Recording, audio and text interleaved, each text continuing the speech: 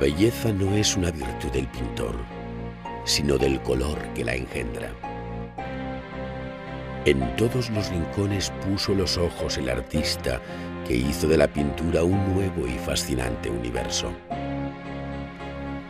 La vida y el pensamiento de la pujante Italia del siglo XV se recoge de modo ejemplar en su pintura. Maestros y escuelas dejaron un excepcional legado cuyo interés va más allá del arte para enlazar con la ciencia y la naturaleza, con la religión y el mito, con la antigüedad y el naciente humanismo.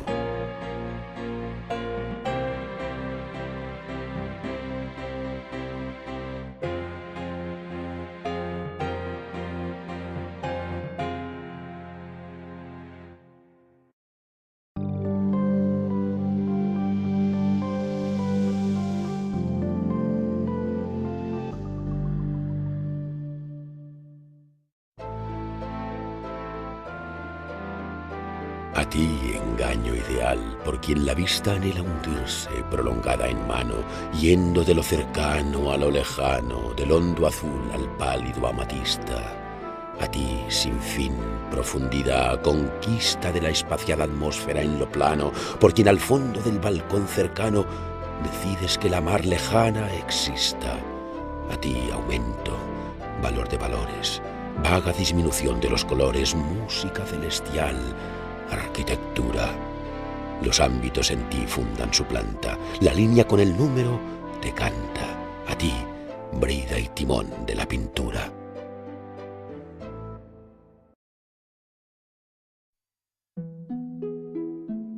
Entre los aspectos más sorprendentes de la pintura del siglo XV se encuentra el alto número y calidad de los artistas que, en grupos generacionales, aseguraron la continuidad de la aventura pictórica en esta primera etapa del Renacimiento. El pincel y la paleta fueron los testigos que pasaron de unas manos a otras en prodigiosa competencia hacia una meta en la que la naturaleza era el objetivo a batir.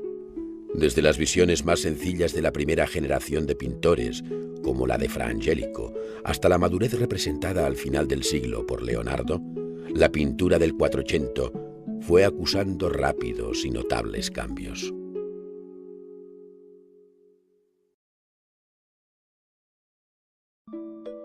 Leonardo, nacido en 1452 en Vinci, entre Florencia y Pisa, representa una de las cimas del arte universal, sobrepasando a todos los artistas de su generación. Además de pintor, fue notable escultor, arquitecto, ingeniero e inventor, convirtiéndose en el arquetipo del uomo universale al que aspiraba el humanismo. Concibió la pintura como una forma de conocimiento, dedicándole un célebre tratado que resume su concepción del arte pictórico. Inscrito a los 20 años en el gremio de San Lucas de Florencia, completó su formación con Verrocchio. Pasó un tiempo en Milán, llamado por los Sforza, viajó a Roma y terminó sus días en Francia, al servicio de Francisco I. Tras su muerte, en 1519, fue enterrado en el claustro de Saint Florentin d'Amboise. No son muchas las obras de Leonardo que han llegado hasta nosotros, pues el modo de pintar, el perfeccionismo de su ejecución y la estudiada composición de sus cuadros evidencian un trabajo lento y reflexivo. En su corta producción encontramos abundante pintura religiosa, a veces sin terminar, siendo muy conocidos los retratos. Además de cuadros de caballete, hizo grandes composiciones murales como la perdida batalla de Anghiari y la Última Cena. Desde las primeras obras a las de madurez, se descubre en Leonardo el alejamiento de la perspectiva lineal para plantear el espacio en términos de mayor realismo. La profundidad, el sentido de lejanía, vendrá sugerido ahora por la pérdida de definición de los objetos, dada la masa aérea que se interpone entre el ojo y el objeto mismo. Es la llamada perspectiva aérea. Por otro lado, el pintor creó unos tipos de humana sonrisa cuyos redondeados rostros acaricia la luz de forma suave, surgiendo así el inconfundible modelado leonardesco, el sfumato. La elocuencia de la mímica como expresión del alma descubre también al pintor, quien utilizó otros muchos recursos personales en su obra, como son los oníricos fondos rocosos de sus pinturas.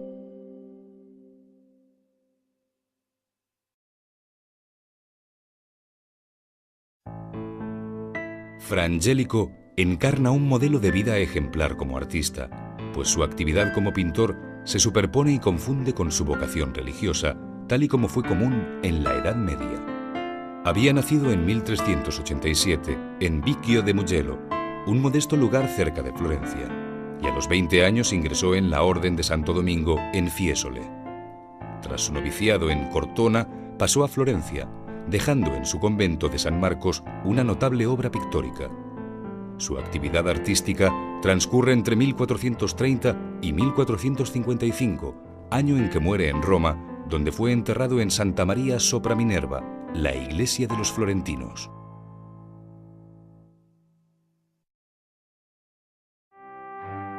La vinculación del pintor a la vida conventual, además de imprimir carácter a su obra, explica que su producción pictórica se ciña a los temas religiosos, pues no en vano gran parte de sus pinturas fueron encargo de la propia orden dominica. Pintó al temple gran número de altares, trípticos y cuadros de devoción, entre los que siempre se recordarán las distintas versiones de la Anunciación. Decoró al fresco el claustro, celdas y sala capitular del convento de San Marcos, habiendo dejado también otras pinturas murales en la capilla de Nicolás V, en el Vaticano.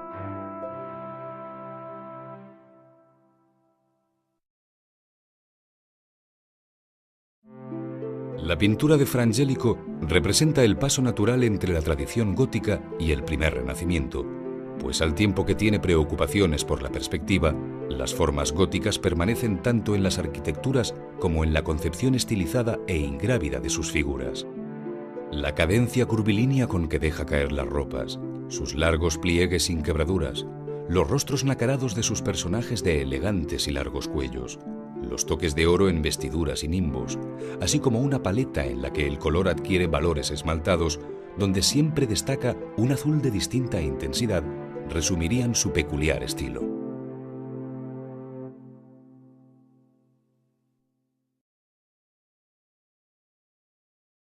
Andrea Mantegna pertenece a la generación central de la pintura cuatrocentista, pues nacido en 1431, muere en 1506, es decir, forma el escalón intermedio entre Fra Angelico y Leonardo. Su lugar de nacimiento fue Isola de Cartura, cerca de Padua, en cuya ciudad se formó en el taller de Squarcione, quien no solo fue su maestro, sino su padre adoptivo. Allí transcurrió la primera mitad de su vida, casándose en 1454 con la hija del gran pintor veneciano Jacopo Bellini. En 1460 abandonó Padua para trabajar en Mantua al servicio de los marqueses de Gonzaga. Tras una breve estancia en Roma, llamado por el Papa Inocencio VIII para pintar en la capilla del Belvedere, regresó a Mantua donde murió.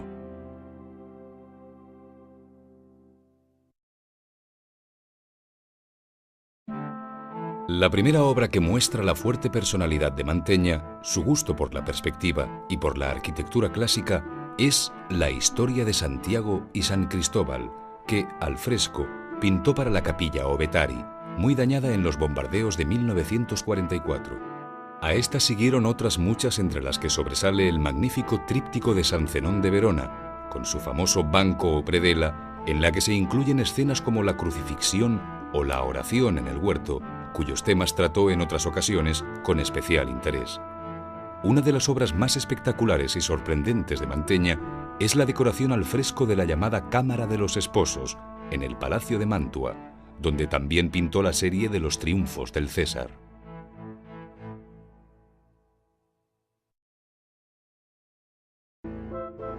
La visión pictórica de Mantegna parece condensarse en un mundo corpóreo de pétrea naturaleza, que afecta tanto a las rocas como a los seres animados.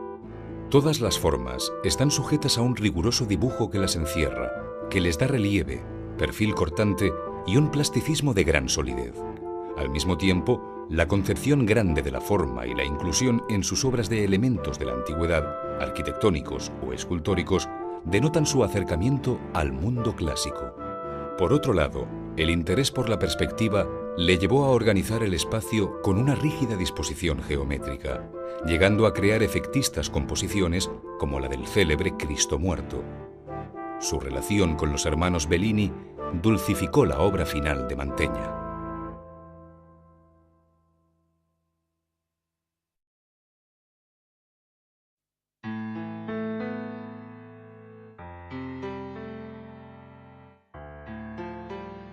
Hablar de la pintura italiana del primer Renacimiento es evocar de inmediato su dispersión geográfica por escuelas y ciudades, pues fue tanta la personalidad de cada una de ellas que nos obliga a precisar su localización puntual.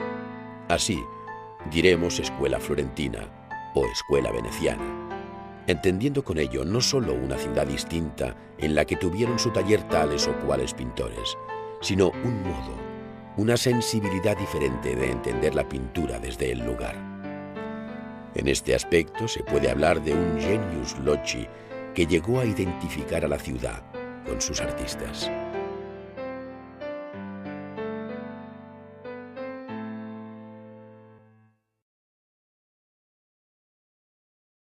La escuela veneciana se formó a lo largo del siglo XV con algún retraso respecto a Florencia o Siena. Sin embargo, pronto destacaría como una de las más firmes bases de la pintura del Renacimiento italiano. Venecia tuvo la preocupación común a todas las escuelas del Quattrocento por la perspectiva y el dibujo minucioso, pero pronto dejó ver su más profunda vocación por el color. A partir de entonces, hablar de Venecia en la historia de la pintura es hablar del color, de un cromatismo cuyas tonalidades parecen tomadas de la ciudad de los canales, sin que ello signifique desconocimiento ni abandono del dibujo.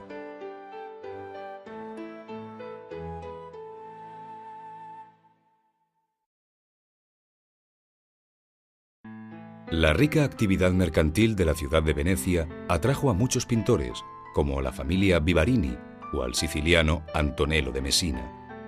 A este maestro llegado del sur, que tuvo una influencia decisiva en el medio veneciano, se debe la difusión y adaptación en Italia del óleo, técnica que revolucionó el arte y el oficio de la pintura, que por entonces ya se empleaba en los Países Bajos.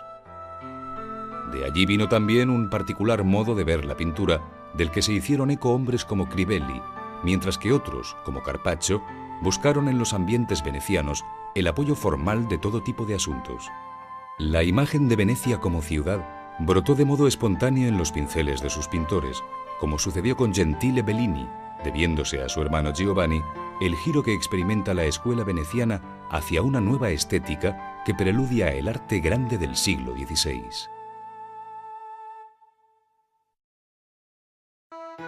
Obra representativa de la escuela veneciana es el Milagro de la Santa Cruz, en la que Gentile Bellini narra el milagro de aquella reliquia que, caída en el canal de San Lorenzo durante una procesión, solo se dejó rescatar por Andrea Vendramin. Este era guardián de la escuela o cofradía de San Juan, donde se conservaba la reliquia. La visión de la ciudad y sus gentes, con gran número de detalles anecdóticos, tiene más peso en la obra que el propio asunto del cuadro.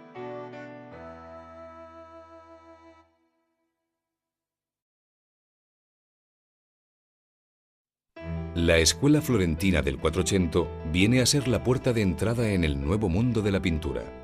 Atrás quedaba la visión pictórica de la Edad Media, eclipsada por la modernidad de unos talleres que no hacen sino traducir el protagonismo de la Florencia de los Médicis. De no existir esta ciudad, habría sido necesario inventarla, pues sin ella no cabe vertebrar el rico panorama de la pintura del Renacimiento. El estudio sistemático de la perspectiva, la fuerza del dibujo, el acercamiento a la naturaleza y la búsqueda de un ideal de tradición clásica representan sus rasgos más acusados.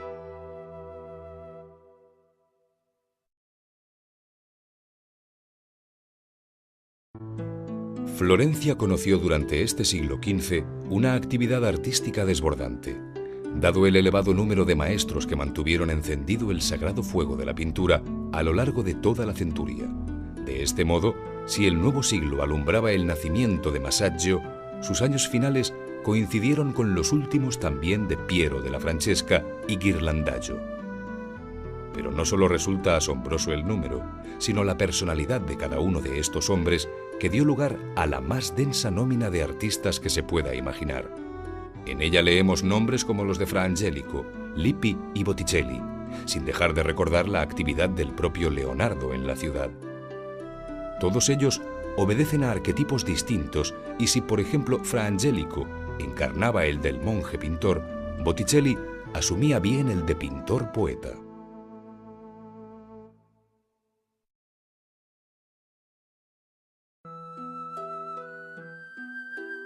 En la sociedad florentina, príncipes, nobles, eclesiásticos, mercaderes, gremios e instituciones de todo tipo ejercieron una suerte de colectivo mecenazgo sobre el arte de la pintura.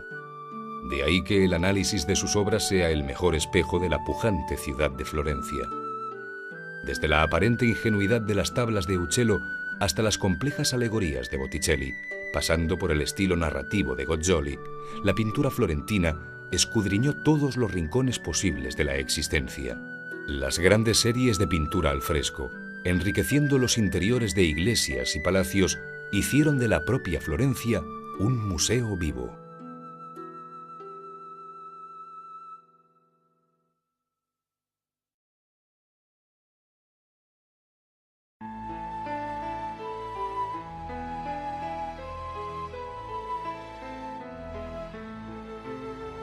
La ciudad de Padua, próxima a Venecia, se convirtió en un centro pictórico notable a partir de la presencia de pintores florentinos como Uccello y Piero della Francesca. Sin embargo, serán Squarcione y sobre todo Andrea Mantegna los maestros más representativos de esta escuela. La perspectiva, el interés por la antigüedad y un deseo de duro monumentalismo perfilan el carácter de esta escuela, que tampoco fue ajena al influjo veneciano. No muy lejos, en Ferrara, el espíritu de Mantegna encontró notables ecos en la obra de Cosme Tura.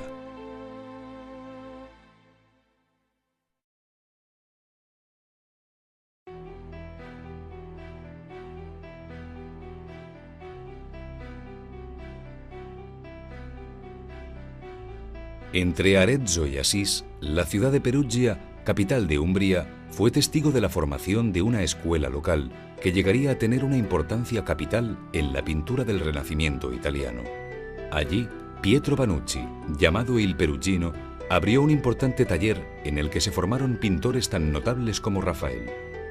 El carácter amable de la pintura de Perugino, con amplios escenarios y ensoñadores paisajes, donde se recortan árboles de esbelto tronco y perfilada copa, se acabó identificando con esta escuela, en la que destacó igualmente Pinturicchio.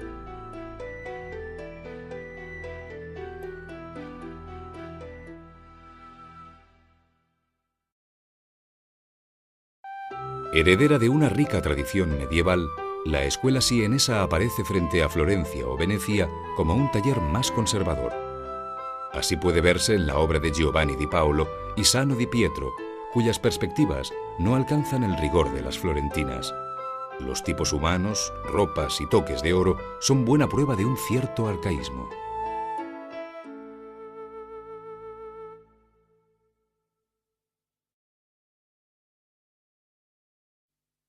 Los artistas del Quattrocento dieron entrada a todos los temas posibles de la pintura como expresión cumplida de una sociedad en auge, donde el mecenazgo pictórico, además del de la Iglesia, contó con el apoyo creciente de una poderosa y aristocrática burguesía. De este modo, junto a la pintura religiosa que durante la Edad Media había canalizado la mayor parte de la producción pictórica, surgió el retrato como expresión civil y laica de la pintura, al tiempo que se resucitaban la historia antigua y los asuntos mitológicos como lenguaje culto del primer humanismo. Tampoco faltaron los hechos rigurosamente contemporáneos que con un lenguaje directo o alegórico recogieron los pintores, ilustrando así con orgullo la nueva historia.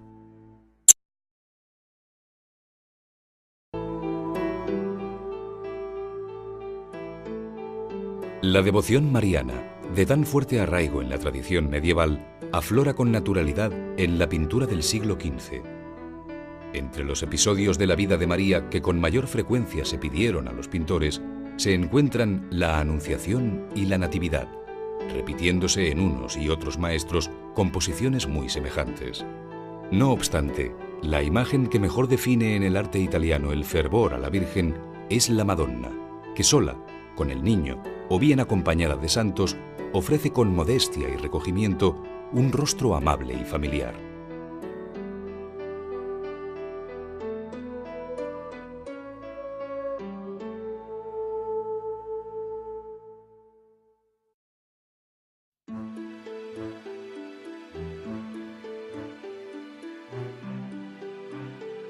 Desde la escena del nacimiento hasta su muerte, los distintos pasajes de la vida de Cristo que recogen los Evangelios inspiraron gran número de obras, pero fueron sobre todo los momentos más agudos y representativos de la pasión los que ofrecían, por su emotividad y significado, mayores posibilidades dramáticas al pintor. Como contraste del amable idealismo renacentista, muchos maestros nos dejaron doloridas imágenes de un crudo realismo que solo la alegría de la resurrección podía compensar.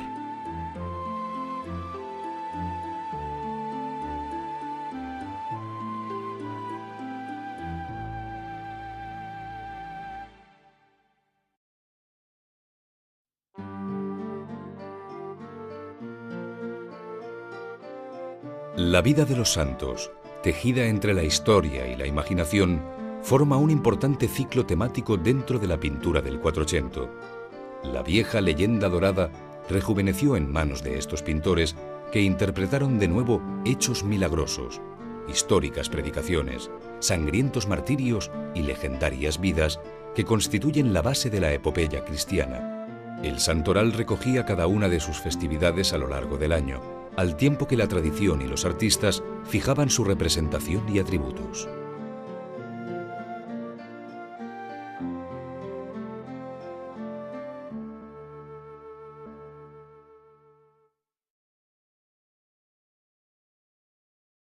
En la historia del retrato siempre ocupará un lugar propio Piero della Francesca, por el modo magistral con que captó el perfil de Federico de Montefeltro, duque de Urbino, y de su mujer, Battista Sforza. Aunque se trata de dos bustos, el pintor ha centrado su interés en las cabezas, recortadas sobre un límpido celaje y sin la menor concesión al movimiento.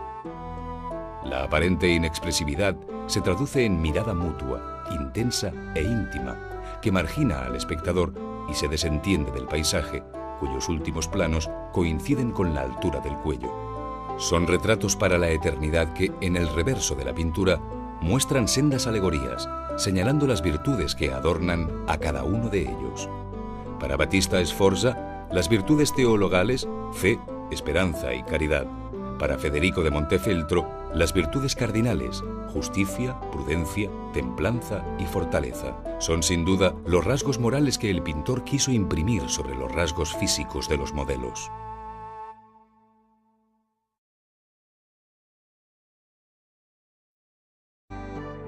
En una posición intermedia entre el rígido perfil y la imagen frontal, el pintor supo imprimir un ligero movimiento a sus retratos, haciendo girar el rostro y desviando los ojos en un nuevo e imperceptible movimiento hacia la paleta del artista, como si mirara a la cámara fotográfica.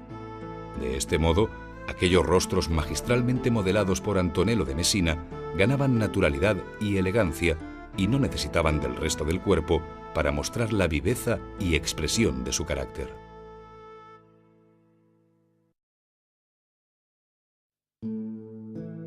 Más allá de rostros y perfiles, el retrato fue ofreciendo una imagen cada vez más completa del hombre. Este es el caso de Giuliano de Médicis, pintado por Botticelli, probablemente después de su asesinato en la Catedral de Florencia, cuando el príncipe contaba con 25 años. La ventana semiabierta y la tórtola sobre una rama seca son testimonios de aquella ausencia de vida que el cuadro transmite.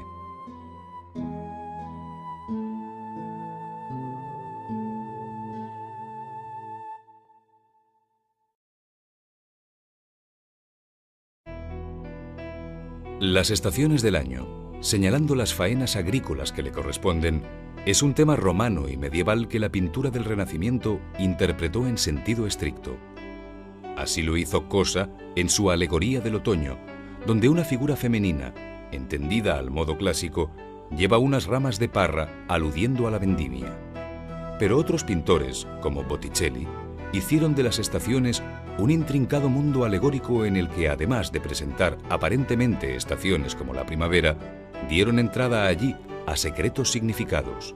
Por eso, las tres gracias, Venus, la primavera y Mercurio, esconden muy probablemente a Simonetta Cattaneo y a Giuliano de Médicis.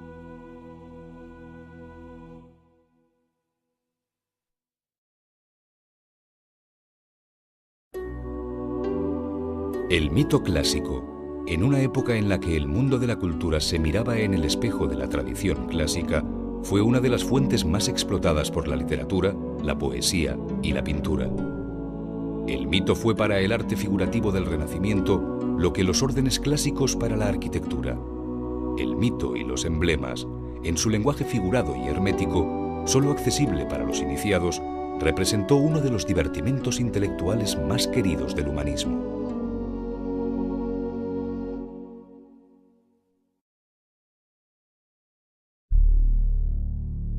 Las virtudes cardinales fueron objeto del lenguaje críptico del humanismo, que el pintor debía interpretar al dictado de sus caprichosos mentores. El hombre de hoy sigue preguntándose aún por el significado último de estas escenas, en las que personajes y objetos no pueden interpretarse solo en términos de realidad aparente. Los rasgos morales que adornan el alma del hombre virtuoso conocieron sutiles formas emblemáticas para representar, por ejemplo, a la prudencia o la templanza.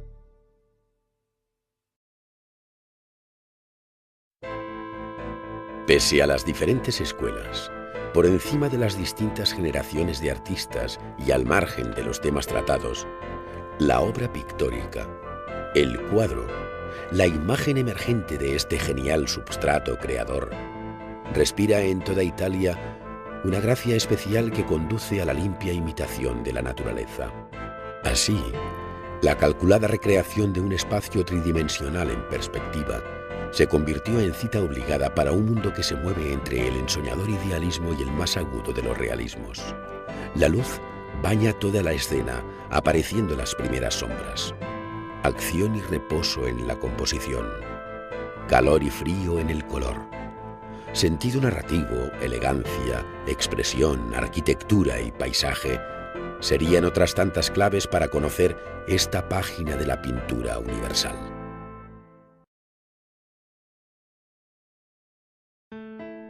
Las célebres escenas de la batalla de San Romano, que Paolo Uccello pintó para el Palacio de los Médicis en Florencia, narran un bélico episodio entre sieneses y florentinos. Es por tanto un cuadro de historia, pero de una historia contemporánea, ya que el hecho sucedió en vida del pintor. No obstante, Uccello hizo de estas conocidas pinturas un ejercicio de composición en perspectiva abierta en el paisaje. Con cuerpos tendidos en el suelo y armas rotas en la lucha, sugirió el efecto de profundidad espacial, sin duda algo forzada y con un exceso de rigor geométrico. El ingenuo tratamiento de los caballos y la visión estática del movimiento dieron a esta obra un curioso y temprano carácter surrealista.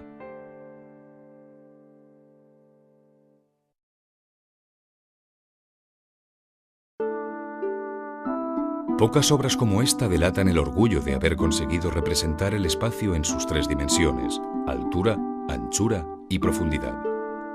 Esta se debe en gran parte al mundo de la pintura, pero no fueron ajenas a ella otras artes como la arquitectura y la escenografía. Entre todas, y sobre un sólido fundamento geométrico, el espacio dejó de ser un mero lugar de encuentro para convertirse en una estructura de lógica construcción.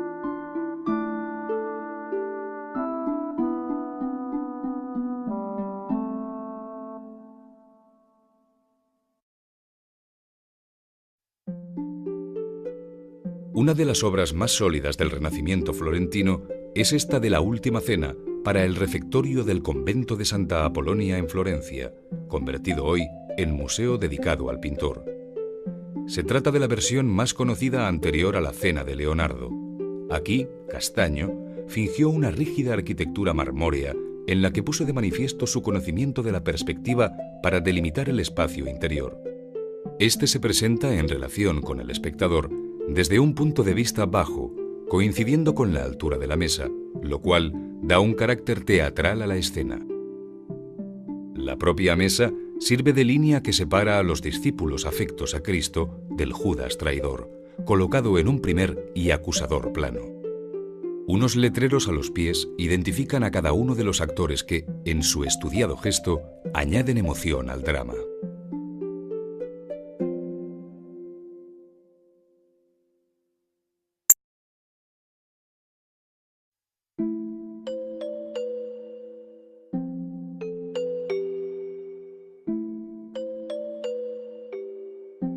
Entre las herramientas más eficaces de la pintura se encuentra el dibujo. Todos los artistas del Quattrocento dominaron con especial destreza y talento aquel difícil arte que, en ocasiones, alcanzó grados de virtuosismo sorprendentes. El trazo de la línea no solo sirvió para delimitar las formas y describir objetos, sino que en sí mismo fue un elemento expresivo de primer orden. Con el dibujo se construye el espacio. Con el dibujo se perfilan y sombrean las figuras. Con el dibujo, en definitiva, fue posible el milagro de la pintura italiana del siglo XV.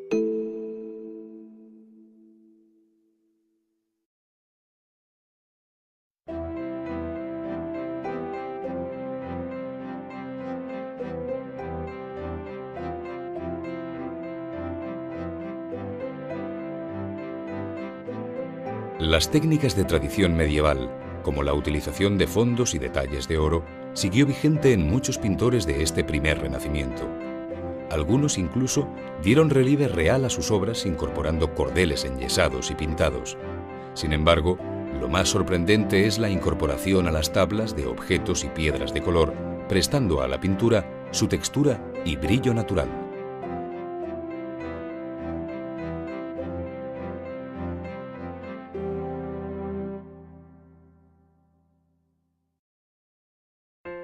Las figuras que desfilan por las tablas de la pintura del Quattrocento conocieron a lo largo del siglo una notable evolución en cuanto a su propia corporeidad. De tal modo que partiendo de los pequeños e ingrávidos cuerpos de la escuela sienesa o de las delicadas y planas imágenes de Angelico y Lippi, otros pintores como Masaccio y Mantegna dotaron a sus personajes de estatura, masa y peso. Su contundente afirmación en el espacio, la poderosa anatomía de los cuerpos o las amplias ropas envolventes dieron a estos protagonistas de la pintura un carácter épico de ambición clásica.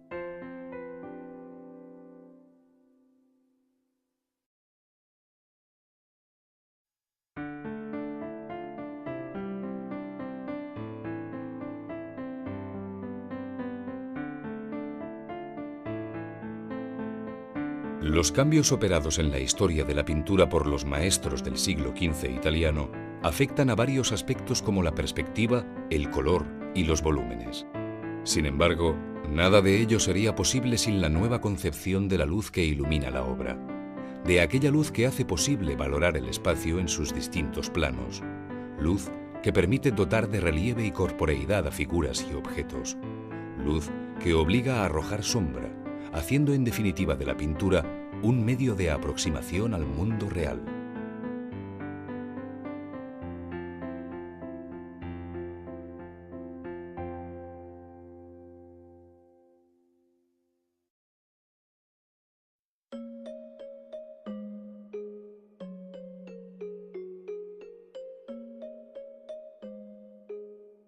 El autor del tratado más conocido de la pintura del Quattrocento, Cennino Cennini, se dirige así a sus discípulos para orientarles sobre cómo deben iluminar las figuras.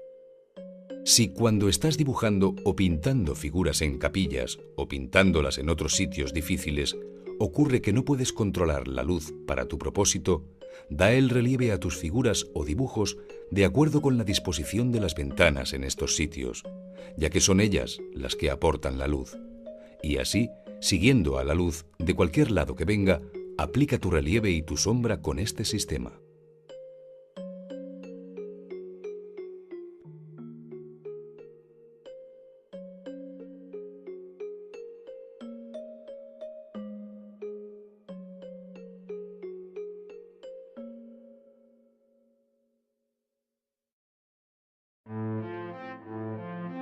En el Tratado de la Pintura compuesto por Leonardo, en los años finales del siglo XV, se censuraba a aquellos pintores que se enamoran tanto de la belleza de los colores que apenas ponen sombra en sus pinturas, pues son tan endebles e insensibles que dejan la figura sin relieve alguno.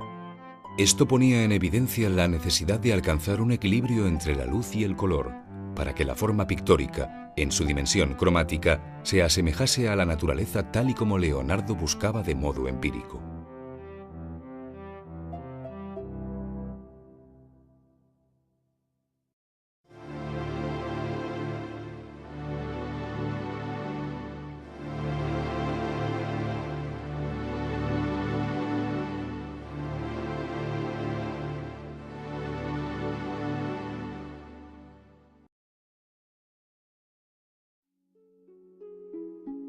Il Perugino ha descubierto y enseñado al mundo de la pintura la verdadera composición espacial, aquella que no solo tiene 3 dimensiones, sino que además es capaz de sugerir la propia amplitud y libertad de las inabarcables dimensiones cósmicas.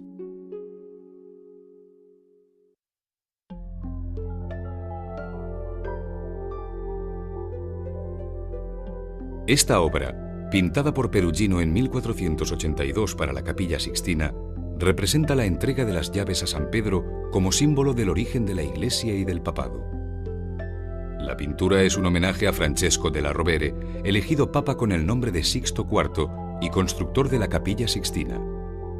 Así se deduce de la inscripción latina que ostentan los arcos triunfales, en que se declara al pontífice superior a Salomón, si no en riquezas, sí en religiosidad, comparando la construcción de la Capilla Sixtina a la del propio templo salomónico, al que Perugino simbolizaría en el edificio centrado que remata la escena. Dado este carácter áulico de la obra, también se incluyeron en ella personajes contemporáneos del Papa Sixto, como Adolci, el arquitecto que había realizado las obras, reconocible por llevar la escuadra en la mano, y a Alfonso de Calabria, que visitaba por entonces la corte papal. El propio Pietro Banucci, il Perugino, no pudo sustraerse de la tentación de autorretratarse en su obra de mayor empeño, y mira con empaque al espectador desde el grupo de la derecha.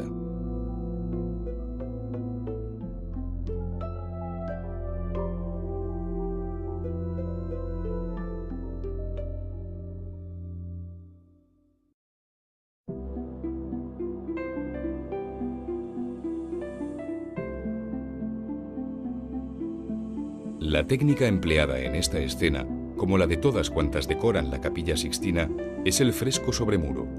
En este caso, con las respetables dimensiones de 5,5 metros de largo por casi 3,5 de alto.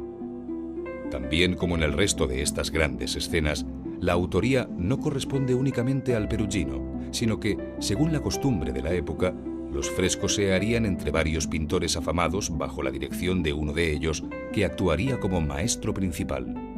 Así, la crítica cree ver la mano del Pinturicchio en una de las escenas pequeñas que se desarrollan tras la principal y que representa el tributo de la moneda, y la huella de Signorelli en el personaje de la escuadra, así como la de Bartolomeo de la Gatta en los 2 recios apóstoles ubicados junto al Cristo.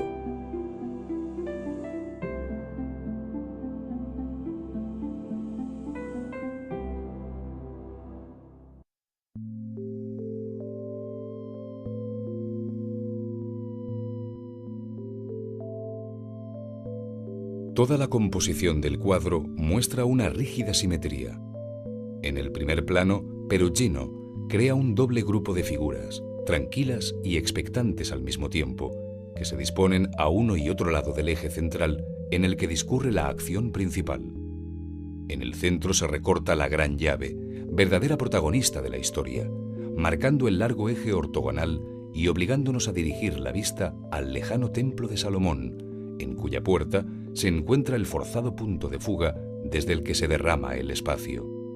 La ambientación arquitectónica, con este edificio centralizado y los 2 arcos del triunfo romanos cerrando el inmenso enlosado, es uno de los grandes logros de la pintura cuatrocentista.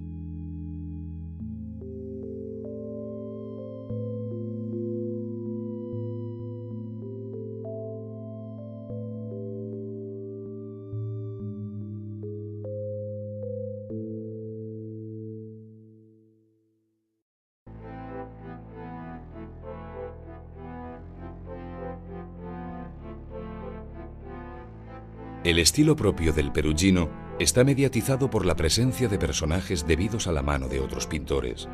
Así, formas más sólidas y pétreas que las del Perugino marcan el centro del cuadro con las severas figuras de los apóstoles tras el Cristo y del propio Redentor y San Pedro. Ellas se contraponen y al mismo tiempo conviven con las del delicado mundo peruginesco de cuidadas composturas y ejes sinuosos. El estilo inequívoco del Perugino está sobre todo presente en la luz acariciadora que dulcifica las figuras y en los árboles, de débil y disciplinada hojarasca, evocadores de la singular floresta de las orillas del lago Trasimeno.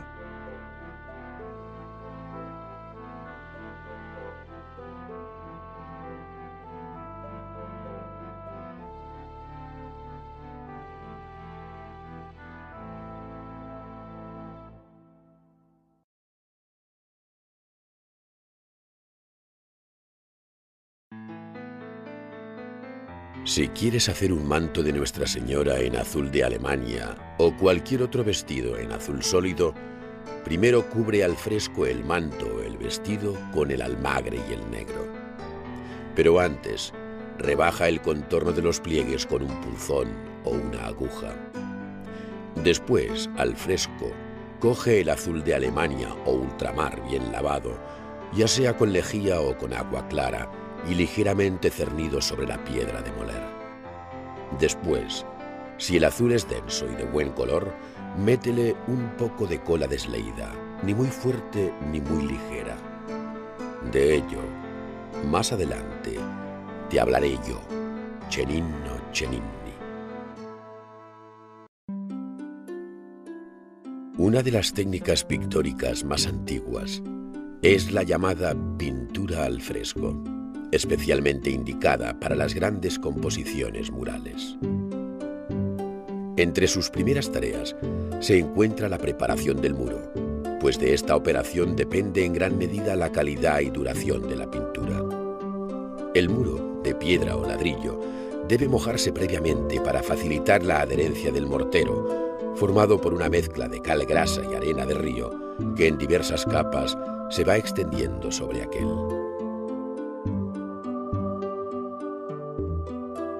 Un posterior enlucido muy fino, en el que la proporción de cal y arena es igual, deja preparada la superficie para comenzar a pintar, siempre que se conserve fresca y húmeda para favorecer la absorción del color. De aquí el término de pintura al fresco. Una vez preparada la superficie que el pintor estima que podrá abarcar en una jornada, manteniéndose fresco el enlucido, aplica los colores con un pincel de cerdas suaves para no dejar huellas en la preparación húmeda. Los colores son de origen mineral y se diluyen en agua, pues no necesitan ningún aglutinante, ya que al absorber el muro fresco el agua, el color penetra en el enlucido formando cuerpo con él. Estos colores deben estar preparados de antemano, dada la rapidez que exige la técnica al fresco, siendo los principales el blanco, de cal apagada, el negro, de carbón vegetal, el rojo y el verde obtenidos a partir de tierras diversas, amarillos procedentes de ocres y el azul del lapislázuli, entre otros.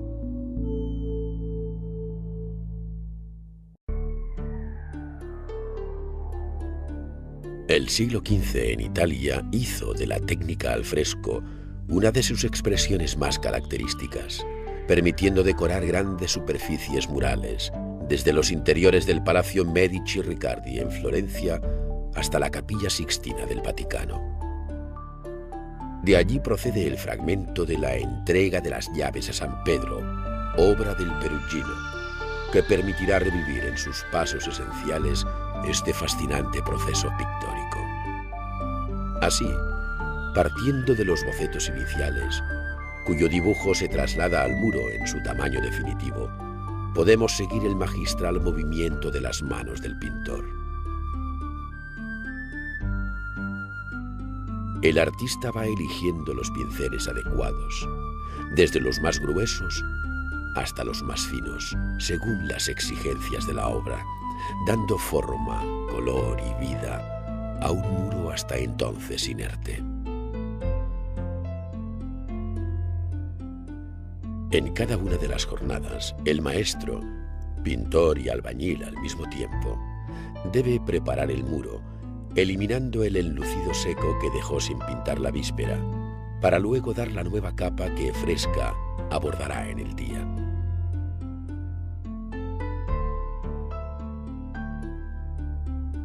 Después baja el papel o cartón con el dibujo para seguir calcando la composición, iniciando la tarea por las partes altas, para seguir avanzando hacia abajo y evitar de este modo el goteo de la pintura sobre la obra ya hecha.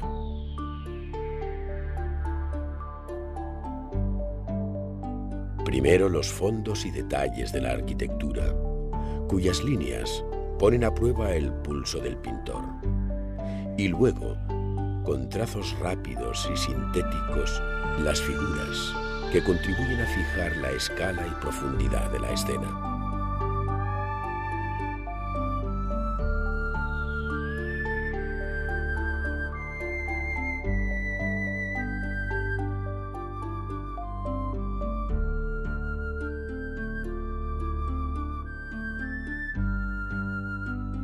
Para calcar el dibujo sobre el muro, se pasa una muñequilla o bolsa con polvo de color sobre el boceto o cartón perforado. Luego el pintor lo levanta y corre el pincel uniendo aquellos puntos para ir recuperando la imagen general con todos los detalles de la composición. Esta técnica de calco se conoce con el nombre de estarcido y presta gran seguridad al pintor para encajar sus figuras antes de comenzar a dar el color.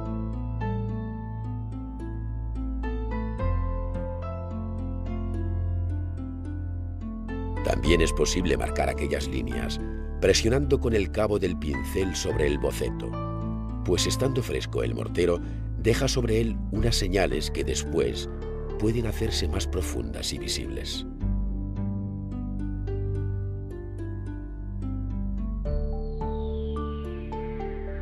La aplicación del color hará vibrar poco a poco el muro. El pintor cubre los distintos campos, comenzando por los fondos y partes altas. Luego aborda los cuerpos, siendo común comenzar por las sombras, dando color y tonos locales, para después pasar a las medias tintas y a las zonas de mayor luz. Todo en un proceso en el que la reacción química de la cal y el secado del enlucido representan dificultades añadidas que exigen al maestro controlar el tiempo de ejecución.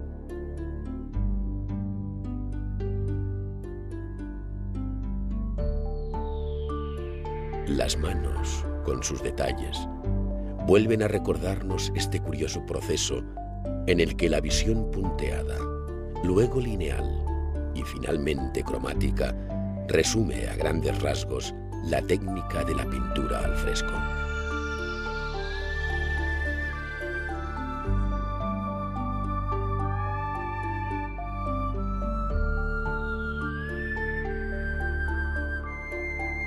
En ocasiones, el pintor se apoya levemente para apurar algún detalle y otras veces corrige con rápido toque de paleta aquellos pormenores que no le satisfacen, volviendo a pintar sobre aquel fragmento.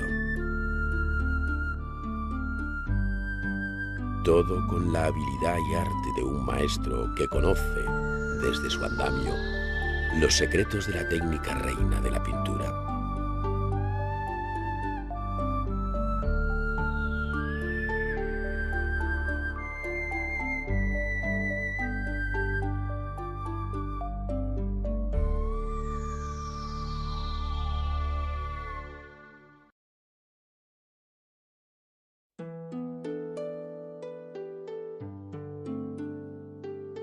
El arte italiano gustó mucho de las tablas pintadas en forma de medallón o tondo, según se dice en italiano, tal y como hizo Lorenzo di Credi en La Virgen con el Niño y San Juan. Esta obra, conservada en la Galería Borghese de Roma, denota en la composición triangular y en el paisaje la influencia de Leonardo. El pintor Baccio della Porta, conocido como Fra Bartolomeo tras hacerse fraile dominico, pintó hacia 1495 este tondo de la Sagrada Familia, ahora en la romana Galería Borghese. La equilibrada composición de las figuras y paisaje, así como los rostros y actitudes, revelan la influencia del joven Rafael. Fue Sandro Botticelli uno de los pintores que nos han dejado más obras en el singular formato de los medallones, siendo la más conocida la llamada Virgen del Magnificat. La obra, pintada hacia 1487 y expuesta en los Uffizi de Florencia, agrupa todas las figuras con gran naturalidad dentro de un círculo. Entre las muchas versiones que Botticelli hizo de la Virgen con el Niño, acompañada de ángeles, se encuentra esta de la Galería Dahlem de Berlín, pintada en la década de los años 80. La cabeza de María, con melancólica expresión, emerge entre azucenas por encima de los ángeles adolescentes y bajo una corona celestial.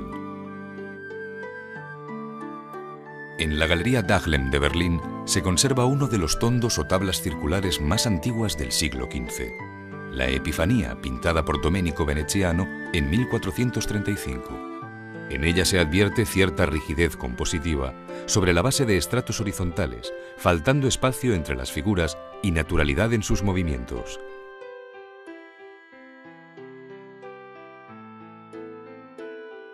A pesar de la dificultad que entraña la composición dentro de los medallones o tondi, como se designan en italiano, se multiplicaron en su interior escenas y figuras.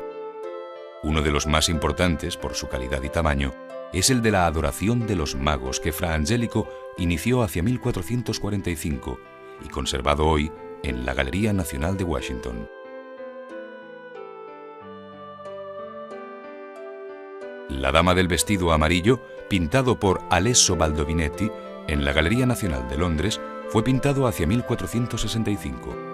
Su límpida y recortada silueta sobre fondo azul, en una visión muy plana, y el sobrio vestido con las 3 hojas de palma estampadas en su manga, resumen la personalidad del retrato cuatrocentista. En la Pinacoteca de Brera, en Milán, puede verse una de las obras de más intenso dramatismo de la historia del arte, el Cristo muerto pintado por Mantegna en torno a 1500. El teatral escorzo de la figura, la dureza escultórica del cuerpo y de la quebrada mortaja, así como el realismo del rostro y llagas, hacen de esta pintura una obra maestra.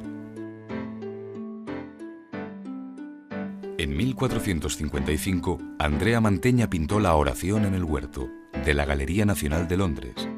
Se trata de una de las primeras obras en las que el pintor incorpora una amplia visión del paisaje, en el que todo tiene una sólida corporeidad. Destaca el tratamiento de los elementos rocosos, a los que obliga caprichosamente.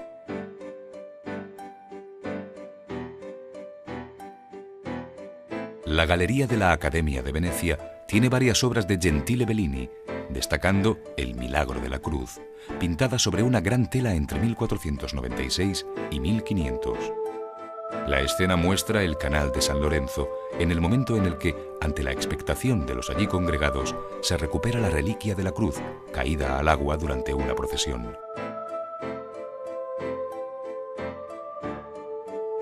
En el Museo del Prado de Madrid se conserva una de las distintas versiones que pintó Fra Angelico sobre la Anunciación. Esta se debió de ejecutar entre 1430 y 1445 para el convento dominico de Fiesole, siendo luego vendida para construir su campanario. A la izquierda se representa la expulsión de Adán y Eva del paraíso.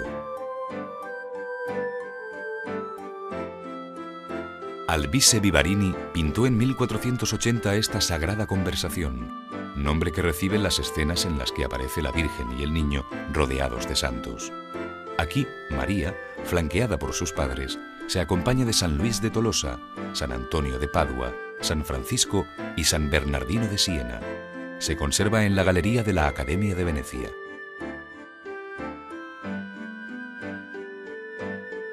Entre las obras más populares de Botticelli se encuentra El nacimiento de Venus, pintura que se conserva en los Uffizi de Florencia.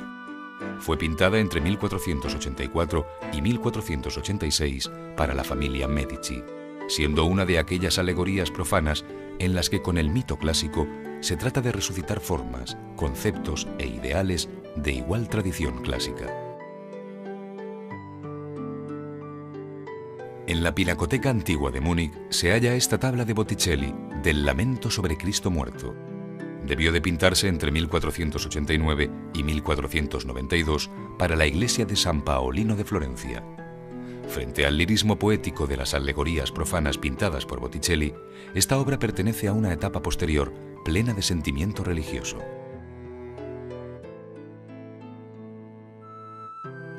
La calumnia es el nombre que recibe esta versión de Botticelli de un cuadro perdido de Apeles.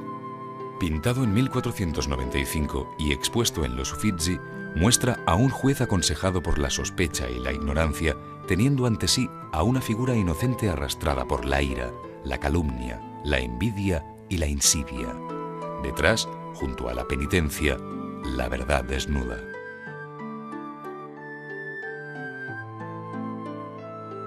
En la Galería de los Uffizi de Florencia se conserva una de las 3 escenas que Paolo Uccello pintó sobre la célebre batalla de San Romano. Las tablas, hoy en los museos de Florencia, Londres y París, se pintaron en 1456 para el Palacio Medici. Las escenas rememoraban el enfrentamiento que tuvo lugar entre florentinos y milaneses en 1432.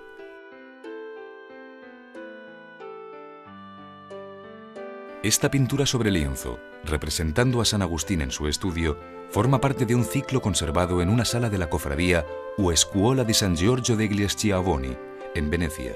Pintado por Vittore Carpaccio entre 1502 y 1504, muestra el interior del gabinete de un humanista, rodeado de libros, sin olvidar su condición de padre de la Iglesia.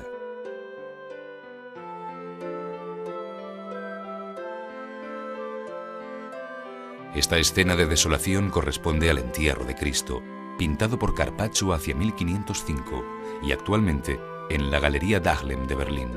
En primer término, Cristo yace solo sobre la venerada piedra roja, mientras que por un lado María y San Juan hacen frente a su dolor y por otro, José de Arimatea y Nicodemo abren el Santo Sepulcro.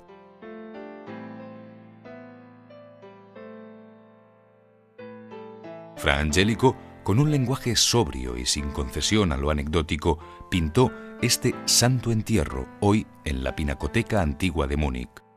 La composición es muy simple, viéndose el cuerpo de Cristo puesto casi en pie por José de Arimatea, mientras que María y San Juan cogen las manos. En una roca blanca se abre el sepulcro cuidadosamente labrado.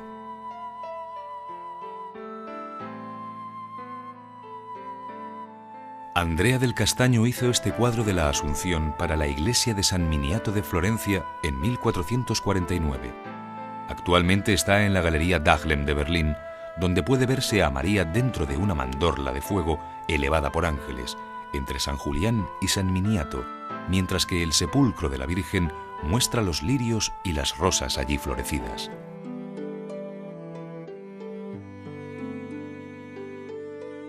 La historia de Nastagio degli Onesti, pintada entre 1468 y 1487 por Botticelli en 4 tablas, de las que 3 se conservan en el Museo del Prado, está tomada del Decamerón de Boccaccio.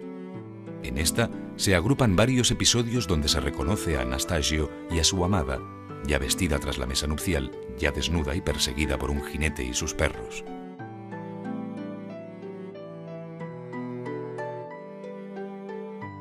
La Virgen con el Niño en un paisaje de la Pinacoteca Brera de Milán está firmada y fechada por Giovanni Bellini en 1510. El grupo de María y el Niño, concebido con un porte monumental que rebasa la estética del Quattrocento, queda separada del amplio paisaje del fondo por una vistosa tela verde, recurso que utiliza con frecuencia el pintor.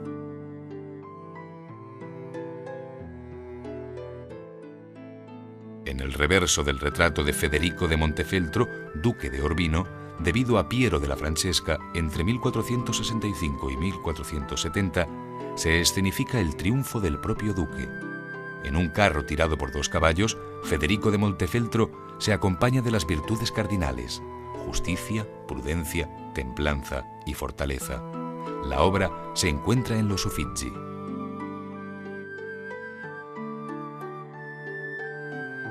El triunfo de Battista Sforza en los Uffizi de Florencia forma pareja con el de Federico de Montefeltro, su esposo.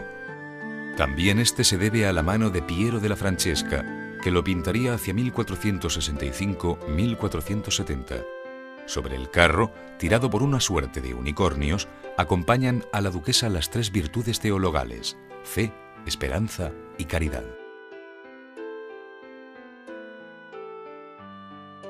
Entre las obras más conocidas de uno de los primeros maestros del Quattrocento italiano se encuentra esta de San Jorge y el Dragón, debida a Paolo Uccello, que la debió de pintar hacia 1460.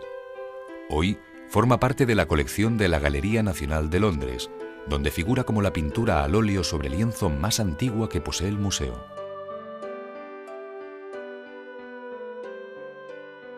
En el Museo del Louvre de París se conserva la Predicación de San Esteban en Jerusalén, que formaba parte de un ciclo dedicado a este santo, pintado por Carpaccio en 1514 para la Scuola dei Lanieri en San Esteban de Venecia. El conjunto hoy disperso por varios museos europeos, ofrece una original mezcla de elementos occidentales y orientales.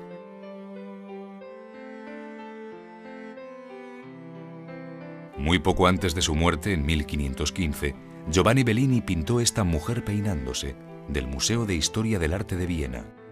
Se trata del único desnudo pintado por el artista, observando en él no solo la sólida madurez de Bellini, sino el despegue de la pintura del Quattrocento italiano hacia la maniera grande propia del siglo XVI. La Galería Nacional de Sicilia, en Palermo, conserva esta Anunciación, pintada hacia 1472 por el maestro siciliano Antonello de Messina. Con gran sobriedad en el gesto y bajo una luz suave que contribuye a modelar con delicadeza el rostro, Antonello nos dejó una muestra de sus dotes de colorista en el azul del manto emergiendo del fondo negro.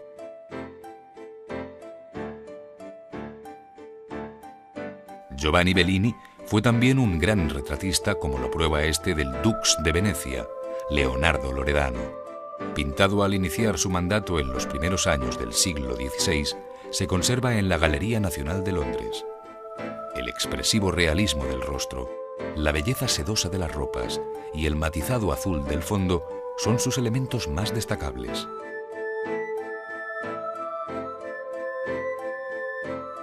Benozzo Gozzoli pintó al fresco entre 1458 y 1459 el cortejo de los Reyes Magos en la capilla privada del Palacio Medici Riccardi de Florencia. Aquellos, con ropa de gran lujo, son en realidad los retratos de destacados miembros de la familia Medici, como el joven Lorenzo, que vuelve la cabeza hacia el espectador. Francesco del Cosa trabajó en el Palacio Schiaffanoia de Ferrara, pintando al fresco hacia 1470 un ciclo dedicado a la familia Este. Escenas mitológicas, como el triunfo de Venus, diosa del amor, sobre Marte, dios de la guerra, se combinan con la representación de los meses. Aquí es Tauro el que señala que se trata del mes de abril. Pinturicchio ejecutó en 1505 una bella serie de frescos dedicados a la vida del Papa Pío II en la biblioteca que junto a la Catedral de Siena se conoce como Biblioteca Piccolomini. Este era el apellido del gran humanista y poeta Eneas Silvio Piccolomini, que luego fue papa bajo el nombre de Pío II.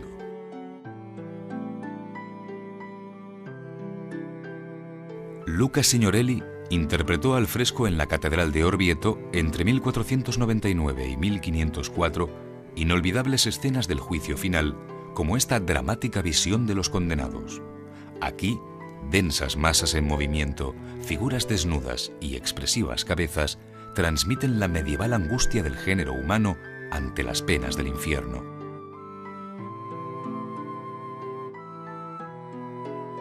Melozzo da Forlì pintó en 1477 para la Biblioteca Vaticana una bella composición al fresco, hoy trasladada a un nuevo soporte. La escena muestra bajo una cuidada perspectiva arquitectónica al Papa Sixto IV, el impulsor de la Capilla Sixtina, nombrando prefecto de aquella biblioteca al humanista Platina, retratado de rodillas.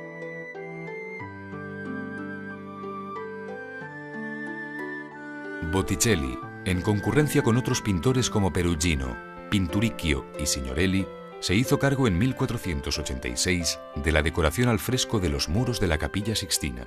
Allí escenificó varios pasajes de la vida de Moisés, cuya figura se repite en distintas secuencias, hasta culminar en la zarza ardiendo sobre la que aparece Yahvé.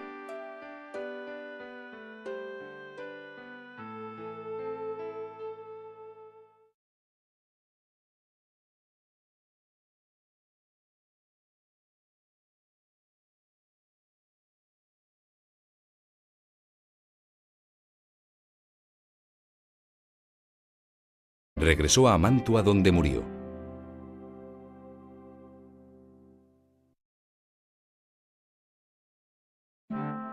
La primera obra que muestra la fuerte personalidad de Mantegna, su gusto por la perspectiva y por la arquitectura clásica, es La historia de Santiago y San Cristóbal, que, al fresco, pintó para la Capilla Ovetari, muy dañada en los bombardeos de 1944. A esta siguieron otras muchas, entre las que sobresale el magnífico tríptico de San Zenón de Verona, con su famoso banco o predela, en la que se incluyen escenas como la crucifixión o la oración en el huerto, cuyos temas trató en otras ocasiones con especial interés. Una de las obras más espectaculares y sorprendentes de Mantegna es la decoración al fresco de la llamada Cámara de los Esposos, en el Palacio de Mantua, donde también pintó la serie de los triunfos del César.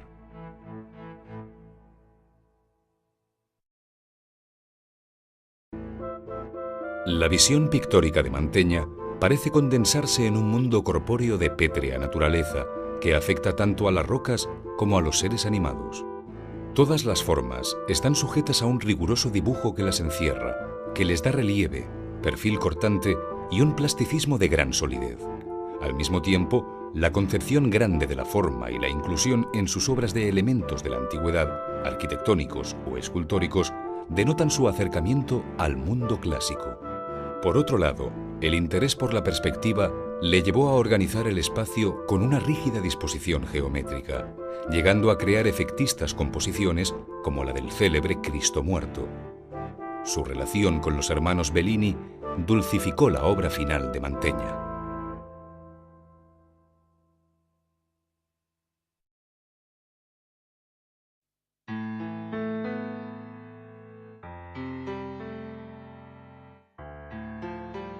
Hablar de la pintura italiana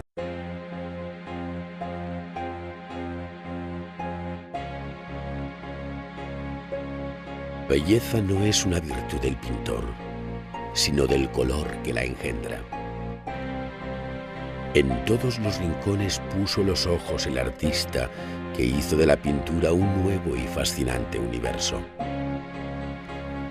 La vida y el pensamiento de la pujante Italia del siglo XV se recoge de modo ejemplar en su pintura.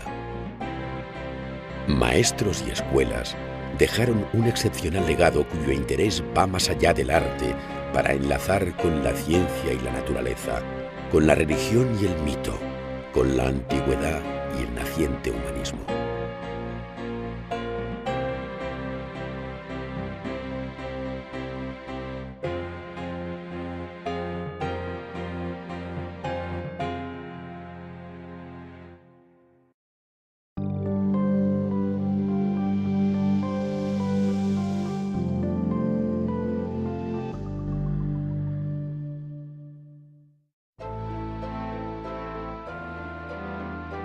A ti, engaño ideal, por quien la vista anhela hundirse, prolongada en mano, yendo de lo cercano a lo lejano, del hondo azul al pálido amatista. A ti, sin fin, profundidad, conquista de la espaciada atmósfera en lo plano, por quien al fondo del balcón cercano decides que la mar lejana exista. A ti, aumento, valor de valores, vaga disminución de los colores, música celestial, arquitectura. Los ámbitos en ti fundan su planta, la línea con el número te canta. A ti, brida y timón de la pintura.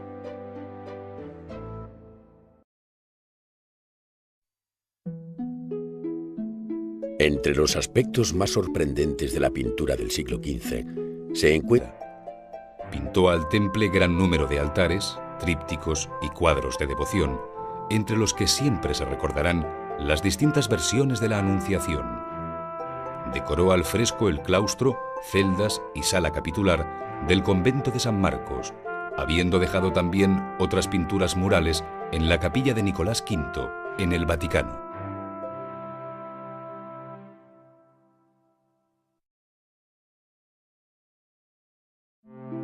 La pintura de Fra Angelico representa el paso natural entre la tradición gótica y el primer Renacimiento, pues al tiempo que tiene preocupaciones por la perspectiva, las formas góticas permanecen tanto en las arquitecturas como en la concepción estilizada e ingrávida de sus figuras.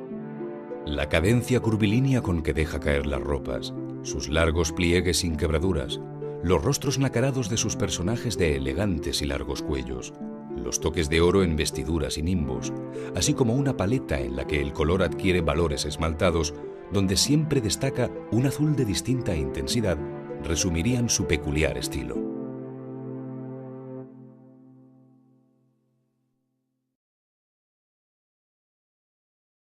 Andrea Mantegna pertenece a la generación central de la pintura quattrocentista, pues nacido en 1431, muere en 1506, es decir, forma el escalón intermedio entre Fra Angelico y Leonardo.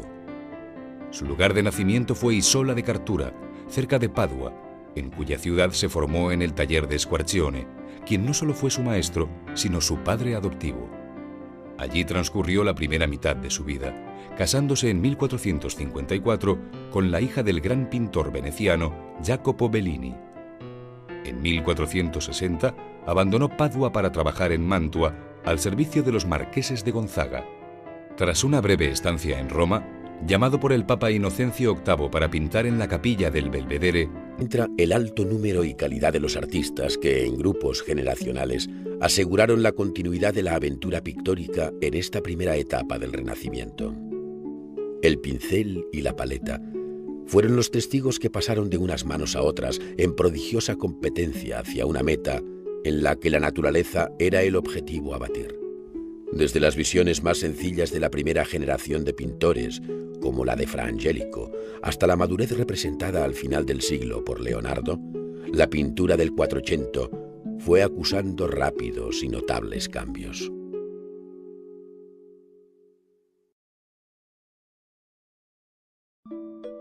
Leonardo, nacido en 1452 en Vinci, entre Florencia y Pisa, representa una de las cimas del arte universal, sobrepasando a todos los artistas de su generación.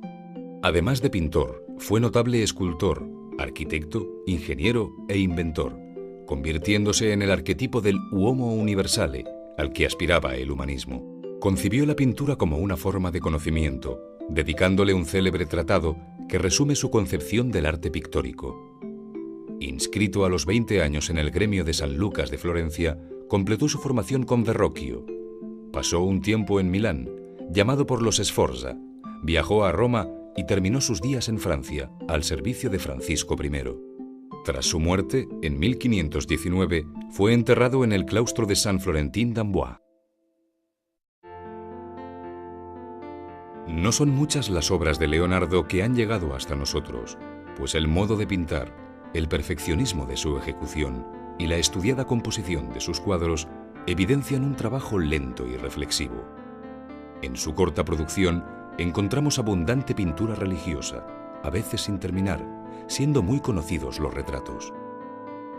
Además de cuadros de caballete, hizo grandes composiciones murales como La perdida batalla de Anghiari y La última cena.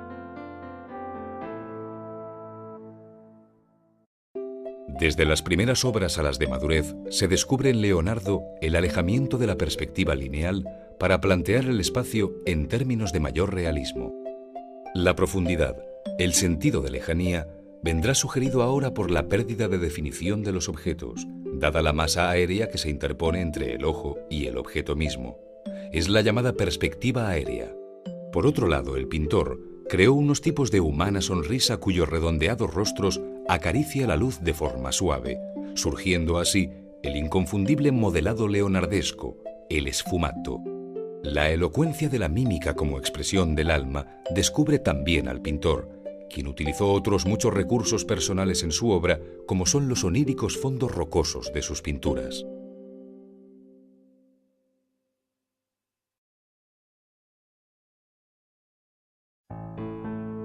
Fra Angelico encarna un modelo de vida ejemplar como artista, pues su actividad como pintor se superpone y confunde con su vocación religiosa, tal y como fue común en la Edad Media. Había nacido en 1387 en Vicchio de Mugello, un modesto lugar cerca de Florencia, y a los 20 años ingresó en la Orden de Santo Domingo en Fiesole.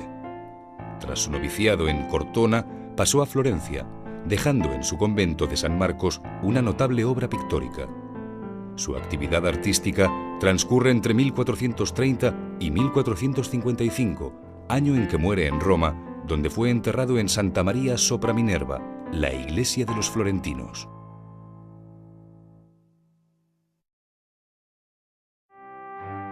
La vinculación del pintor a la vida conventual, además de imprimir carácter a su obra, explica que su producción pictórica se ciña a los temas religiosos, pues no en vano gran parte de sus pinturas fueron encargo de la propia orden dominical.